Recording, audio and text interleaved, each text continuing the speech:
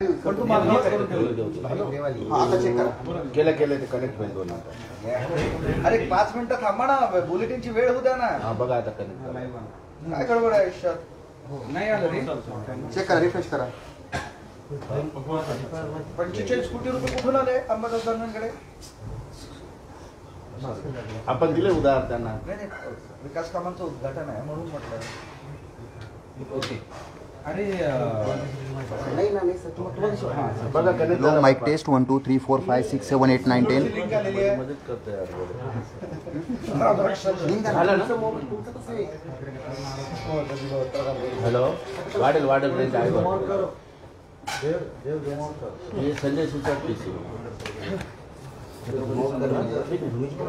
माझं sir link करा, ते कॉपी करा मला.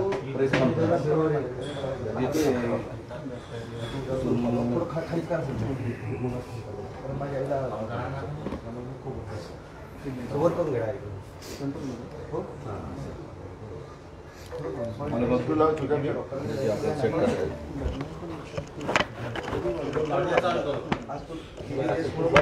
हाँ कौन सा?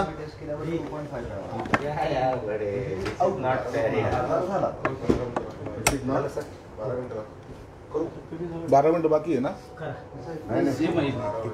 यूज होते काय जेव्हा बोलाल तेव्हा ते घेतलं काय असं नाही. थोडं 12 मिनिट बाकी आहे. 12 मिनिट बाकी म्हणतो. थोडंसं चहा दे ना. अच्छा आपण तू कोणत्या सायलेन्सर लावलंय शिंकाला?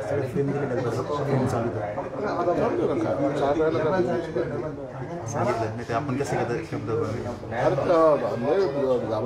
हॅलो, आपण सगळं ऑफ द रेकॉर्ड बोलत असो. ट्रेन चालू नाही चालेल, सुरुवात झाली. सुरू करा. प्रॉपर देतो फ्रेम. मी तो ऑपरेटर आहे. आता चेक करा. आहे का? उठून जाऊ का? लय जास्त हैदराबादला केलं का? पुण्याला खूप जास्त झालं ना. जास्त लय ते जेवढं तोंड फाकतील तेवढं द्यावं लागतं. मेडिकलमध्ये लय अवघड आहे आता. ते कळतच नाही ना. हां, आता याच्यात कसं किडनीचं पहिले जसे येत नाही नातेवाईकाचे घेरे देणे हा प्रकार चालायचा. आता हैदराबादला कोणतं तरी हॉस्पिटल आहे, तुमच्याकडून तिथून तू सगळं परचेस करू शकतो. जो पार्ट पाहिजे शरीराचा तो. ते राव कुठलं तर डॉक्टर राव त्यांचं एक मोठं हॉस्पिटल आहे. अक्षरशः बस स्टँड सारखी गर्दी असते. Nageshwar Rao Reddy, Asian institute. कोणता पार्ट पाहिजे? ते माणसाचं पूर्ण आपली इथे भेटतं सर, आपली इथे भेटतं. थिएटरमध्ये जे पाहिजे तुम्हाला तो पार्ट भेटतो. डॅमेज तिथे येतात ना पेशंट ते. पाठवतो म्हणजे टाटा करा. 4 वेळेस फोन केलेला आहे. त्यांचं प्रवासात आहे. आता पहिलं कसं होतं, किडनीचं जर त्यांचा फॉलोअप ट्रान्सफर करायचं तर ते नातेवाईक पाहिजे, ब्लड रिलेशन पाहिजे, त्याचा होकार पाहिजे, मेडिकल कमिटी येईल, आणि त्याचं रजिस्ट्रेशन पाहिजे डिमांडचं. पहिलं मूळ कंडिशन तुम्ही तिथं नोंद केली तरच भेटते. पण ते टाटा असो कुणी असो, लाईननी जे येईल त्यालाच जातो क्रमानुसार. असं कुणाला देत. तुमचं वैयक्तिक म्युच्युअल असेल तर मग तुम्ही जाऊन करू शकता, पण त्याला पण मेडिकलची फी भरावी लागते. अरे ते हॉस्पिटल असं म्हणतात, मला माहीत नाही. ते डायरेक्ट सेल अँड परचेस आहे. तुम्हाला काय पाहिजे, या इकडं. किडनी पाहिजे किडनी, डोळे पाहिजे डोळे, काय पाहिजे ते द्या. असं नाही, खरंच आहे. दुकानच आहे. पुढे चालून दुकान लागतील याचे. आता तुम्हाला सांग, तुम्हाला थोडं बहुत माहिती माझ्याकडे एवढं डिस्काउंट, माझं किडनी काय मग आताच नाही का ऍड नाही का दवाखान्याच्या मेडिकलची? आपल्यासारख्या छोट्या छोट्या शहरामध्ये ऍड होतात दवाखान्याच्या. लय भाव आहे. कशाला? खतरनाक भाव आहे आपल्याला.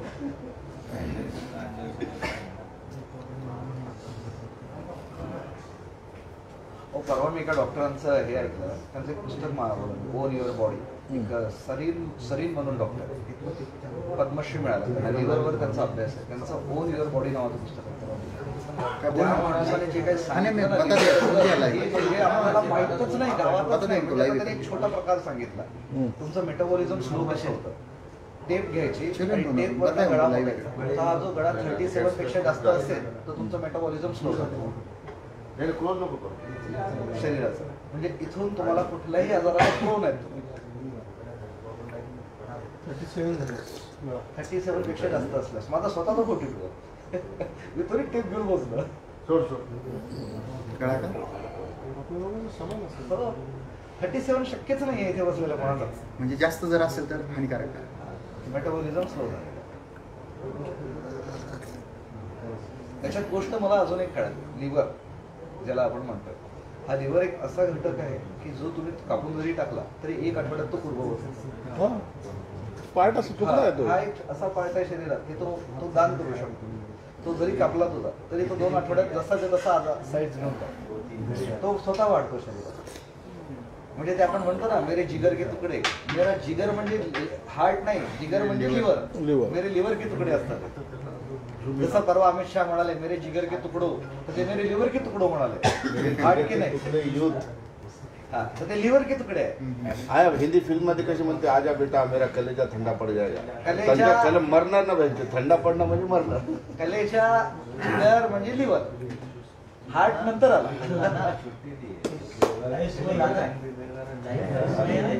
हा ठीक आहे, 5 मिनिटं बाकी आहे. जाने दो ना हमको क्या फर्क 5 मिनिट बाकी पड़ता है? 4 मिनिटं आहे बोलो. तुम कई को लाइव करके रखते हो, समझ में नहीं आ रहा. तुम्हारे लोग आले सुनते बैठे एक बार लाइव आम्ही चले कुठे गाले देतो, आम्ही ज्ञानच देऊ राहिलो. हा ना. पण इतरांचं की इंजिनिअरिंग करून कोणते पोर आहे, आमचं ज्ञानच सुरू आहे. जो गरीब असला असेल तो पाहत असेल. सुशील सर प्रॉब्लेम आहे. हे जे चालू नाही हे फार रिस्की करणे तर मोठं काम माहिती आपण चांगलं बोलतो. आपण आपलं सोडलं विषय सोडते पण त्यांनी एखाद्यावर discuss ते ऐकत होते. काय झालं?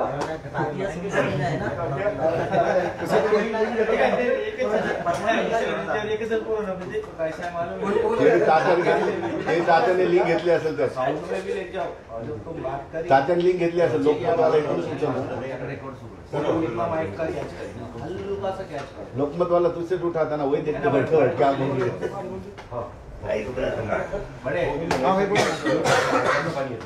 मेरा वायर वाला है ना, मैं वायर वाला इस्तेमाल करता हूँ. ठीक है देखते हैं. लेकिन वो 3.5 जो एडविजन है ना वो चाहिए. 3.5 वाला. कोई तो भी आया है देखो.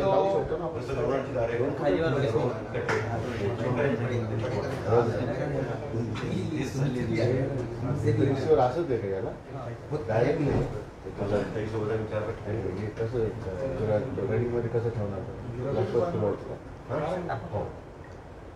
हे कॉड सहित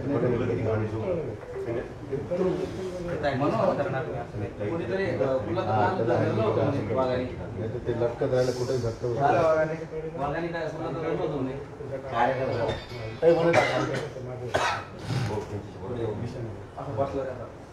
खाली कसं जातात मला ताणलं मी. चालूच नाही झाली आणखी. तुम्ही तुमचं उद्घाटन करा. विकास मी आणि मुळे आणखी बदल येतो नंतर. प्रेस कॉन्फरन्स आहे सर्व प्रेस तुम्हाला व्हिडिओ कॉल दाखवत करायला. अलग बोला, स्पेशल बोला ना. मिरची डाल की नमक मीठ डाल. ते सोडवले.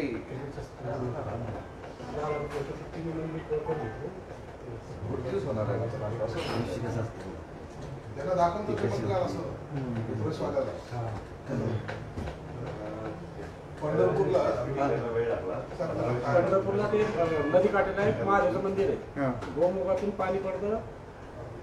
10 फुटावर पाणी नदीचं केमिकल गढूळ पाणी आहे. त्याच्या लागून ते पाणी एकदम शुद्ध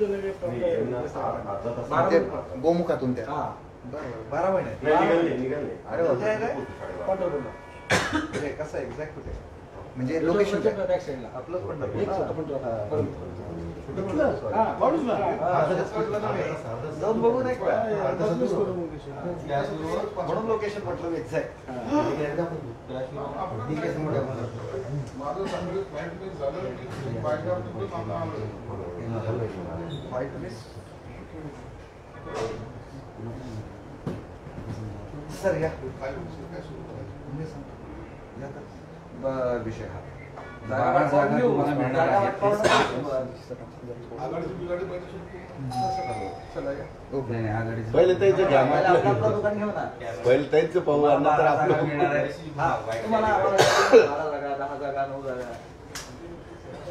ते मिळणारच नाही काय? हे सरळ भाजपच वाईट करणार. भाऊ फ्रेम बिघडू देऊ नका. बंद कर दे सर. जास्त हेडफेस मध्ये काल जोरातच होतं, तसंच करा. बोलून टाकू. फुल जाऊ दे एकदाच. आता काय बोल नका रे सगळे ए, लाईट चलो. 11:58 झाले. सुरू. याच्याहून देवा जागा वाटपावून सुरुवात करू. तुम्हाला हात आहे मी करू का थांबा ना, 2 एक मिनिट 2 मिनिट थांब. नाही ठीक आहे ठीक आहे ठीक आहे ठीक आहे ठीक आहे भाई तुम्हारा हाथ डालेंगे ना मेरा कैमरा डालेगा थोड़ा उधर लो खाली में थोड़ा उधर लो ना तो चेक केले बूम सुरू आहे का? देख हाथ है मेरे एलसीडी यूट्यूबमध्ये सगळं. अरे बाद में तो हाथ डालेगा ना मेरा हलेगा ना फिर कैमरा बाळ हात नको लावू. चला एक मिनिट बाळ काय झालं का रे? तू थांबा काय ना. आयटी लिंक देऊन बसलाय सगळ्यात करतो ना सेटिंग.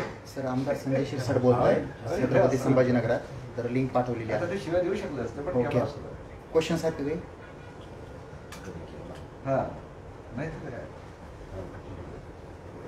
ओके. लाईट लावल्यामुळे संधीचा फायदा करून घेतात. शीर्षक साहेब आदरणीय आपण सुरुवात करावी. हे चलो ready. Ready yes sir. Yes sir. लोकसभेच्या निवडणुकीपूर्वी जागा वाटपा संदर्भामध्ये सूत्राच्या माहितीनुसार किंवा अधिकृत माहिती कुणाकडून आली असं म्हणून अनेकांनी आपले तर्क वितर्क लढवण्याचा प्रयत्न केला होता. भाजप शिवसेना आणि राष्ट्रवादीची युती ही होईल का नाही किंवा त्याच्यामध्ये जागा वाटपाचा फॉर्म्युला काय असणार आहे. काही लोकांनी तर कहर केला की शिवसेनेला 5-6 जागा मिळतील, राष्ट्रवादीचा काही संबंधच नाही. आणि मग याच्यावर जे काही आपल्या माध्यमातून ज्या अनेक चर्चा घडत होत्या त्या चर्चा आता त्याला पूर्ण विराम 1-2 दिवसात मिळून जाईल. काल माननीय मुख्यमंत्री, माननीय दोन्ही उपमुख्यमंत्री देवेंद्र फडणवीस असतील, अजितदादा पवार असतील, हे दिल्लीला गेले होते. तिथे सविस्तर चर्चा झाल्याची आपल्याला सुद्धा माहिती आहे. मला असं वाटतं आणखीन अधिकृतपणे मी त्याच्यावर जरी बोलू शकलो नसेल तरी एक समाधानकारक तोडगा या युतीमध्ये निघालेला आहे आणि त्याचा घोषणा कदाचित येत्या सोमवारी होईल अशी शक्यता आहे. म्हणून जे लोक आमच्यावर टीका करत होते की यांच्या महायुतीमध्ये काही अलबेल नाही, त्यांचीच युती आता राहणार नाही हे जवळपास स्पष्ट झालेलं आहे. प्रकाश आंबेडकरांनी काँग्रेसवर टीका केलेली आहे. प्रकाश आंबेडकर साहेबांचं आणि शरद पवार साहेबांचं कधीही जमलेलं नाही आणि उभाठा गटाच्या असलेल्या आयडिओलॉजी बरोबर प्रकाश आंबेडकर साहेब जातील असं वाटत नाही. म्हणून एक पक्ष तर त्यांचा बाहेर गेलेला आहे. राहिला काँग्रेस आणि यांचा युती होणार नाही हे जे काही मी वारंवार सांगत होतो त्याला आता दुजोरा ह्या सर्व नेत्यांकडून मिळत आहे. म्हणून येणारी लोकसभा ही आम्ही अत्यंत ताकदीने आणि हिमतीने लढणार आहोत आणि 45+ टार्गेट कंप्लीट करण्याचा प्रयत्न करणार आहोत. समाधानकारक तोडगा म्हणजे तुम्हाला किती जागा? चर्चा 10-12 होती, तुमची मागणी 18-20 पर्यंत आहे. आकड्याचा जो घोळ चालू होता त्या संदर्भामध्ये अधिकृतपणे एकनाथ शिंदे साहेब आणि दोन्ही उपमुख्यमंत्री साहेब याची घोषणा करतील. तो अधिकार आम्हाला नाही. पण काही ठिकाणी समाधानी आहात तुम्ही जे काही झालंय त्याच्यात सध्या तुम्ही म्हणताय? आमचा एकनाथ शिंदे साहेबांवर विश्वास आहे. एकनाथ शिंदे साहेब जोही निर्णय घेतील तो आम्हाला मान्य राहणार आहे. परंतु काही जागा भाजपची जागा असेल पण तिथं शिवसेना जागा जर लढवत असेल तर त्या ठिकाणी भाजपच्या आवडीचा उमेदवार शिवसेनेचा निवडू शकेल. हे तुमच्या पक्षामध्ये इंटरफेअरच आहे ना त्याचा. नाही असं तुम्ही जे काय तुमचा जो समज आहे तो कृपया डोक्यातून काढून टाका. एक उदाहरण, एखादी जागा 1-2 जागा इकडे तिकडे जेव्हा होतात त्या टायमाला तिथलच्या कॅन्डिडेटची परिस्थिती पाहायला जाते. आता उदाहरणार्थ गेल्या वेळेला पालघरची जागा, तिथलचा असलेला उमेदवार हा पूर्वी भाजपमध्ये होता, परंतु पालघरचा तो उमेदवार शिवसेनेच्या तिकिटावर लढला, निवडून आलेला आहे. म्हणजे निवडून येणं हा क्रायटेरिया धरून जर 1-2 जागेचा बदल झाला तर फार मोठा बदल ह्या इलेक्शनमध्ये होईल असं मला वाटत नाही. प्रसंगी कमळवर पण शिवसेना लढू शकते. नाही. शिवसेना पक्ष हा शिवसेनेच्या चिन्हावर लढणार आहे, भाजपच्या चिन्हावर लढणार आहे. एखाद्या ठिकाणी उमेदवाराची आदलाबदल एखाद्या ठिकाणी जर झाली तर तो त्याच्यातला फार मोठा काही चेंजेस म्हणून त्याच्याकडे पाहायला गेलं नाही पाहिजे. अंबादास दानवे म्हणले की भारतीय जनता पार्टी शिंदेगड शिवसेना आणि अजित पवारांच्या हातात धोत्र्याचं फुल देणार. धोत्र्याचं फुल उभाटा गटाच्या नेत्याने एकदा पाहिलं का येताना विचारा. ग्रामीण भाषेमध्ये आपण बोलतो, पण ते वरच्याला कळायला पाहिजे ना. वरच्याला धोत्राचं फुल काय तर ते गुलाबाचं फुल पण त्याला धोत्राचं फुल ग्रामीण भागात म्हणतात. ते असं हसू व्हायला नको याची काळजी घ्या.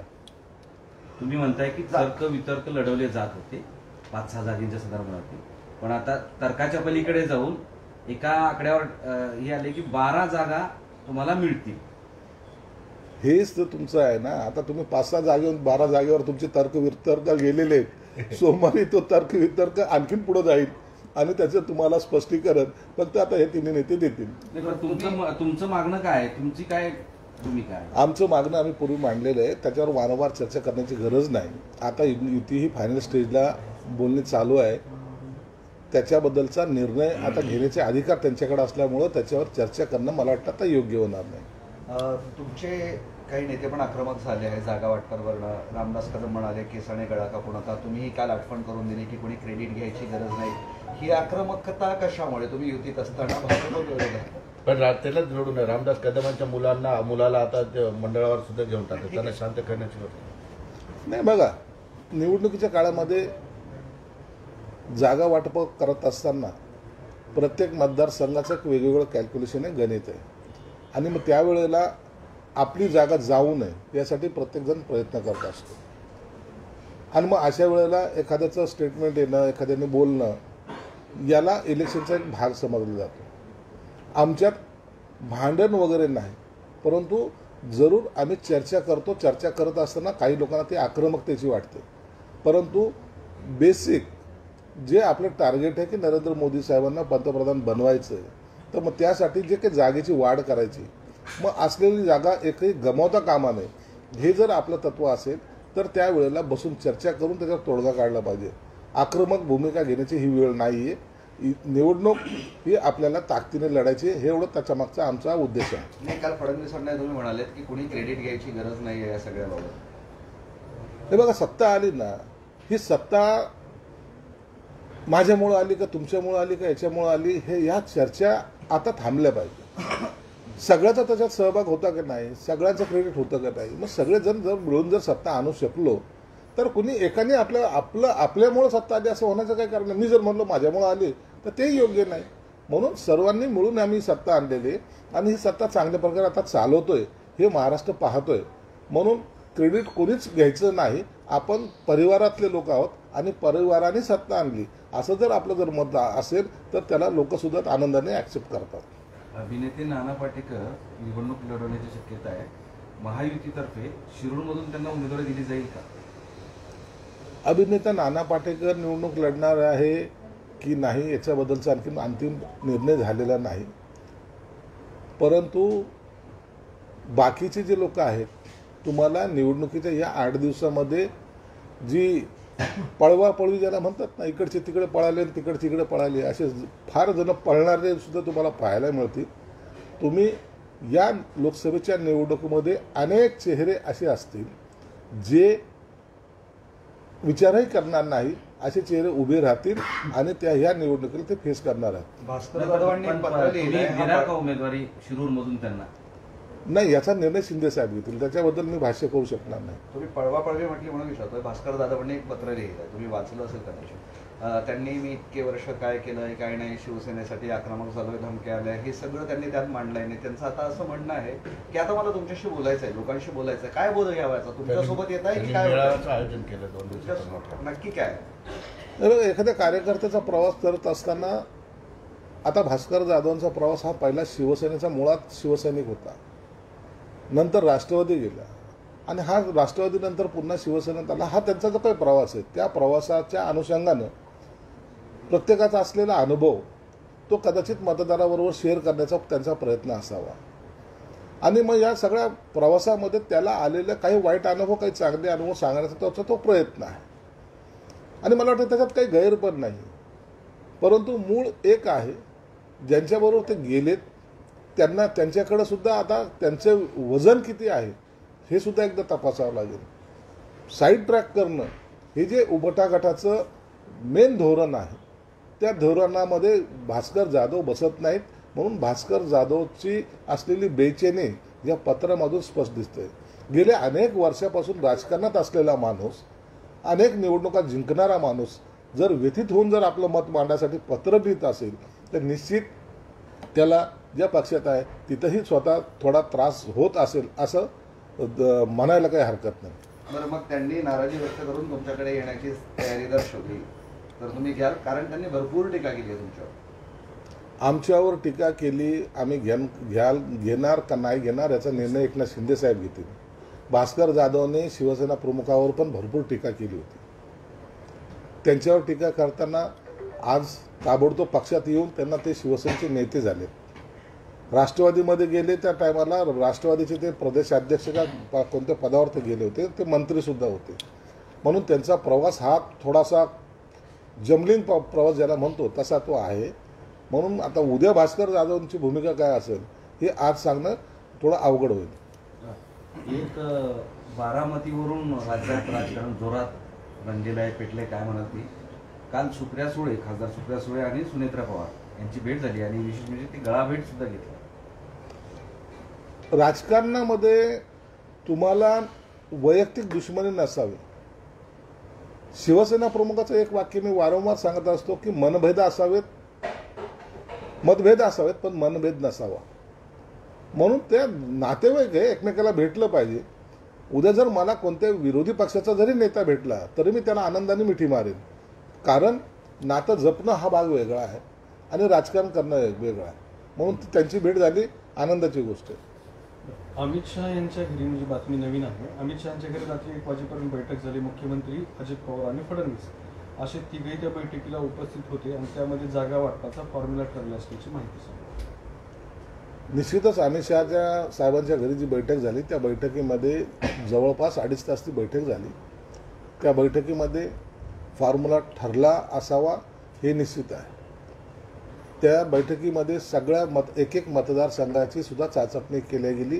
कोणता मतदारसंघ कोणत्या पक्षासाठी योग्य आहे याच्यावर चर्चा झाली असावी.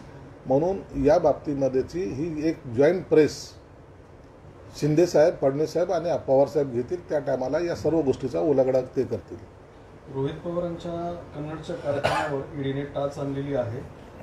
कारखान्याची संपूर्ण मिळून 50 कोटीची जी मालमत्ता ती कारखान्याने जप्त केली आहे.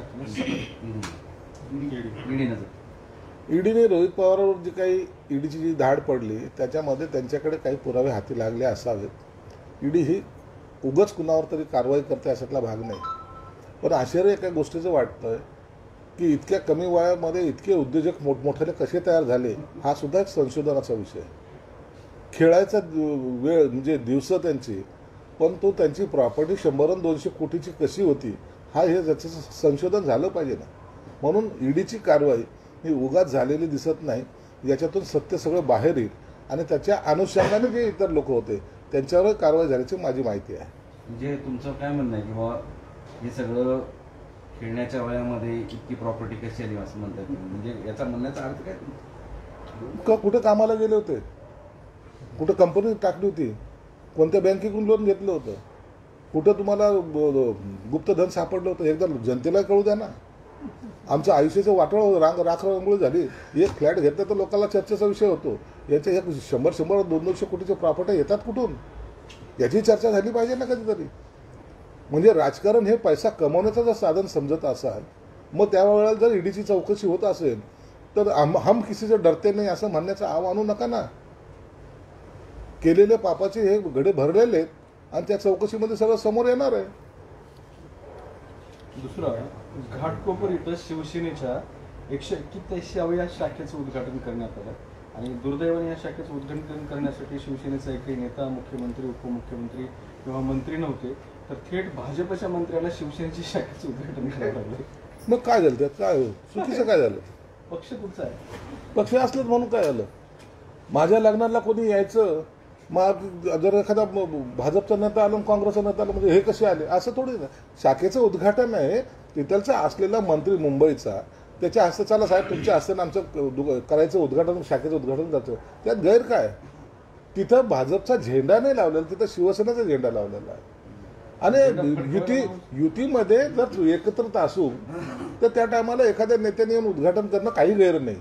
तुमचं म्हणणं गैर नाही, पण लोकांमध्ये चर्चा अशी आहे की आता शिवसेनेची शाखा सुद्धा भाजप काबीज, यांना बोलू द्यावं, यांना बोलण्या त्याच्या पलीकडे त्यांना काही काम नाहीये. जसं पक्ष काबीज केला तसं ते त्यांना बोलण्याशिवाय त्यांना दुसरं काम नाहीये. आणि अशा बारीक बारीक वाकून पाहण्याचे जे सवय लागलेले आहेत ना, ते लोक तेच बोलणार आहेत. त्यांच्याकडे दुर्लक्ष करा. चांगल्या कामाचं कधी वावा करताना त्यांच्या तोंडातून ऐकलेलं नाही. ज्यांचं तोंडच खराब आहे त्यांच्याकडून चांगल्या गोष्टीची अपेक्षा काय करायची? पक्ष भाजप, शिवसेना पक्ष हा भाजपला बांधून दिलाय एकनाथ शिंदेने. हो, ते त्यांना काही बोलू द्या. त्यांच्या मताला, त्यांच्या बोलण्याला सुद्धा किंमत नाही आमच्याकडे.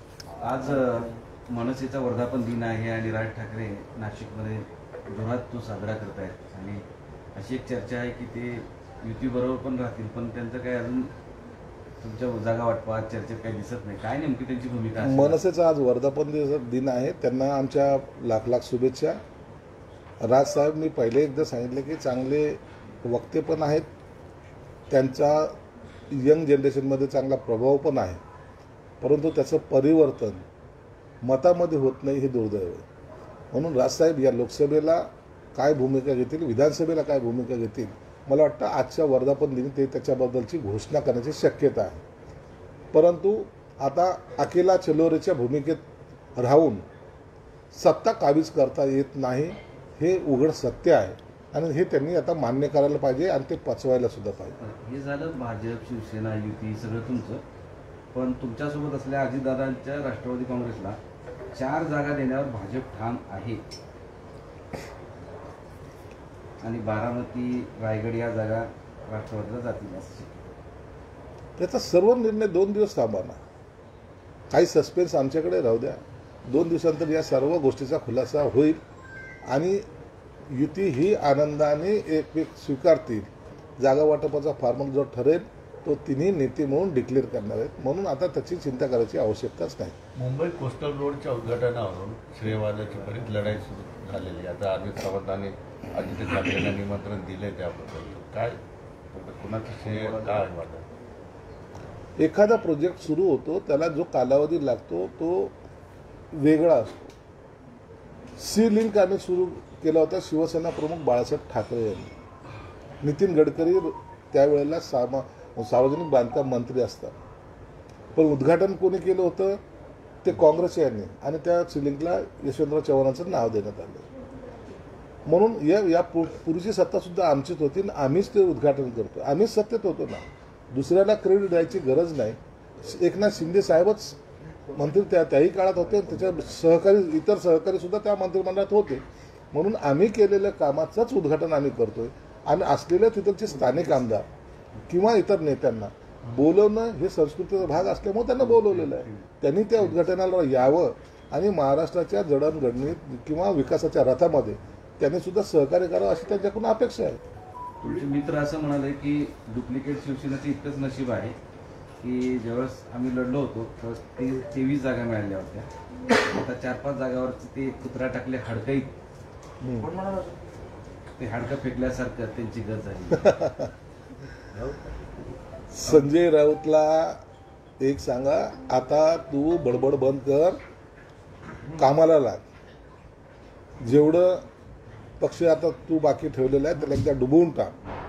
एकदाचा तो पक्ष डुबवला की तुझा आत्मा सुद्धा शांत होईल आणि शरद पवारच्या साहेबांच्या घरी जाऊन एक कौतुकाची थाप काठीवर मारून घे. तुमच्यामुळं मी उबाठा गटाला संपवलं हे क्रेडिट घेण्यासाठी हे बेताल वक्तव्य कर. तुमचे इतर सहकारी सुद्धा तसेच वक्तव्य करतात. एकीकडे उठावा गटाचे नेते तुळजाभवानीची शपथ घेतात आणि दुसरीकडे एक जण बाई बसली म्हणून म्हणतात. हे तुमची ही नीतिमत्ता जी आहे ही लोकांना कळालेली आहे. देवाचा वापर सुद्धा तुम्ही स्वतःच्या स्वार्थासाठी करतायत हे पुन्हा एकदा सिद्ध झालेलं आहे. म्हणून त्यांनी आता कितीही बोंबल्या मारल्या, किती कुणाला पायघड्या टाकल्या तरी जनता त्यांना आता फसणार नाही. आणि संजय राऊतने ज्या मर्दुमकीने पक्ष डुबवायला निघालाय त्याचा तर निश्चित विजय होणार आहे. काँग्रेसने जोरदार तयारी सुरू केली. काल त्यांची 49 जणांची यादी जाहीर झालेली आहे आणि आज मुंबईत काँग्रेसचं निवडणुकीच्या संदर्भातलं शिबिर, प्रशिक्षण शिबिर आहे. काँग्रेस निवडणुकीच्या काळामध्ये जागा होत असतं. निवडणुकीच्या काळामध्ये त्यांना ह्या सगळ्या गोष्टी आठवत असतात. आणि तसंही काँग्रेसला उबाटा गटाबरोबर जायचं नाही असं एकंदर चित्र दिसतंय. म्हणून त्यांनी आता सेपरेट अकेला चलोची भूमिका घेतली असावी. आणि कदाचित त्याला जर गरज पडली तर ते शरद पवारांचा पाठिंबा घेतील किंवा त्याच्यावर युती करतील. थँक्यू. प्रकाश आंबेडकर प्रकाश आंबेडकरांनी पहिले त्यांना माहिती होतं. प्रकाश आंबेडकरांना त्यांची भूमिका या उबाटा गटाची आणि शरद पवारांची भूमिका माहिती होती. काँग्रेसची भूमिका त्यांना जाणून आहेत ते. म्हणून यांचा चाललेला डोंबाराचा खेळ प्रकाश आंबेडकर साहेबांनी एन्जॉय केलेला आहे. आणि म्हणून त्यांची भूमिका पहिल्या दिवसापासून जी होती त्या भूमिकेवर ठाम असल्यामुळं ते युतीमध्ये आता राहणार नाही. महाविकास आघाडीच्या ह्या सगळ्या प्रक्रियेला तुम्ही डोंबाऱ्याचा खेळ म्हणून उपाधी देता. डोंबाराचाच खेळ होतं, बाकी काय होतं ते. महायुती म्हणजे ही आघाडीची ही कधीच होणार नव्हती. हा डोंबाराचा खेळच चालला होता. हा याच्या घरी चालला आणि तो त्याच्या घरी चालला, चहापान करणं आणि आता पुढची बोलणी पुढच्या तारखेला. कोर्टासारखी तारखं देणं यांचं काम होतं. शेवटच्या क्षणाला ही युती तुटणारच आहे हे समजून प्रत्येकाने आपापल्या पद्धतीने तयारी केली आहे. मागच्या निवडणुकीसारखं याही वेळेस अप्रत्यक्षपणे प्रकाश आंबेडकर तुम्हाला मदत करतील अशीही आता चर्चा सुरू आहे. आता प्रकाश आंबेडकर आम्हाला मदत करतील का? म्हणजे जे तुमच्याबरोबर गेले नाही ते तुमचे दुश्मन होतील. ही जी काही ही नीतिमत्ता आहे ना, म्हणजे प्रत्येक छोटा पक्ष जरी असला त्यांनी स्वतःचं मत व्यक्त करू नये. त्यांनी आमच्या समोर यावं आणि आमच्याबरोबरच राहावं. हा जो अट्टहास आहे तो तोडाचं काम प्रकाश आंबेडकर साहेबांनी केलेलं आहे. आम्हाला आमच्याबरोबर आलं तर आम्ही तर पहिल्यापासून सांगतो की आम्ही त्याचं स्वागत करू. परंतु या आघाडीच्या लोकांनी त्याचा खेळ करायचा प्रयत्न जो केला, प्रकाश आंबेडकर त्याला पुरून उठले एवढं मात्र नक्की. वंचितचा प्रभाव जर असाच राहिला तर युतीला सुद्धा ओबीसी मतांचं फुटीकरण होऊन फटका बसेल असं वाटत नाही. महायुती ही प्रचंड ताकदीने ही निवडणूक लढते. आणि आज देशामध्ये कुणाला जरी विचारलं तर येणारा भावी पंतप्रधान कोण, तर ते एकच नाव येतं, ते नरेंद्र मोदी. रामदास कदम म्हणतात की जागा वाटपावरून भाजपला जागा फटकण्याची भीती वाटत आहे, तर स्वतःचा मतदारसंघ छत्रपती संभाजी जागा असेल ते दावा करतात. असं काही नाही. रामदास कदम भावनेच्या भरात बोलले आणि त्याची दखल मुख्यमंत्री साहेबांनी घेतली आहे. कोल्हापुरात महायुतीकडून एक नवीन डाव टाकणं सुरू आहे. शाहू छत्रपती आहेत, त्यांच्या विरोधात समरजित घाटगे यांना उमेदवारी देण्याचा प्रयत्न सुरू आहे. 2 दिवस थांबा, सर्व उमेदवाराची जेव्हा यादी येईल त्या टायमाला याचं क्लिअरिफिकेशन होईल.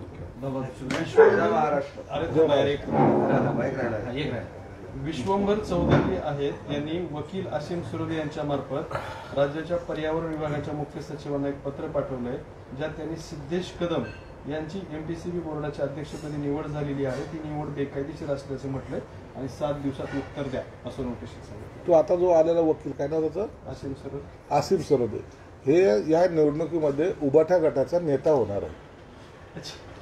ही त्याची प्रॅक्टिस चालू आहे आणि हे प्रॅक्टिस करताना असे फंडे त्याला वापरायचे. तुम्हाला या निवडणुकीमध्ये पुन्हा तुम्ही असं अंडरलाईन करा माझ्या वाक्याच्या खाली की तो यांचा स्टार प्रचारक असेल किंवा उबाटा गटाचा उपनेता असेल. अंडरलाईन करून ठेवा तो. आणि म्हणून अशा लोकांना, नवीन लोकांना आलेल्यांना आपलं अस्तित्व दाखवण्यासाठी असे काहीतरी कुटाने करणं हे गरजेचं असतं. धन्यवाद. जय महाराष्ट्र. बरं, आमच्याकडे ना मीडियामध्ये 2 माणसं असे आहेत त्यांचं वाद मिटून द्या ना तुम्ही ऐकलं. तसं नाहीये, हे वाद मिटवायचे नसतात. ये प्रेस खत्म हो गई क्या? हे दुसऱ्याच्या लग्नात बुंदी वाटायचं काम करायला मैंने ना बोला त्याचा कॅमेरा आहे ना त्याचं काय मैंने क्या बोला मालूम है? हे बंद करा रे, थांबा. अंदर कुत्ता है क्या? अंदर कुत्ता है क्या? मनोज जी बोला कुत्ता नहीं है। मैं यहाँ आके देखा तो यहाँ बड़ा है। हे बंद करा ना ते.